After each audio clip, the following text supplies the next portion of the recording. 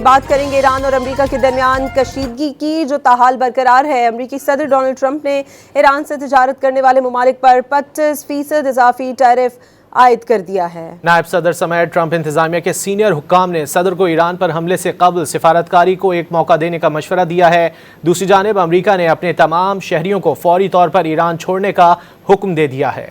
امریکی صدر ٹرمپ نے خبردار کیا ہے کہ ایران سے تجارت کرنے والے ممالک پر 25% ٹیرف عائد کر دیا جائے گا اور اس اقدام کا اطلاق فوری طور پر ہوگا۔ دوسری جانب نائب صدر جے ڈی وینس کی زیر قیادت سینئر معاونین نے ٹرمپ پر زور دیا ہے کہ ایران پر حملے سے پہلے سفارتکاری کو موقع دینا چاہیے۔ امریکی میڈیا کا دعویٰ ہے کہ وائٹ ہاؤس ایران کی جانب سے اپنے جوہری پروگرام پر مذاکرات کی پیشکش پر غور کر رہا تھا، جبکہ ٹرمپ ایران کے خلاف فوجی کارروائی کی منظوری پر غور کر رہے تھے۔ وائٹ ہاؤس کی پریس سیکرٹری کیرولین نے کہا ہے کہ صدر ٹرمپ نے ہمیشہ سفارتکاری کو اولین ترجیح دی، لیکن امریکی صدر ٹرمپ ایران کے معاملے پر ضرورت پڑنے پر فوجی طاقت کے استعمال سے گریز نہیں کریں گے۔ فوکس نیوز کو انٹرویو دیتے ہوئے کیرولین کا کہنا تھا کہ اس حقیقت سے ایرانی حکومت بخوبی آگاہ ہے۔ ایران میں حکومت مخالف مظاہروں کے باعث امریکی حکومت نے الرٹ بھی جاری کر دیا، تمام امریکیوں کو فوری طور پر ایران چھوڑنے کی ہدایت کر دی۔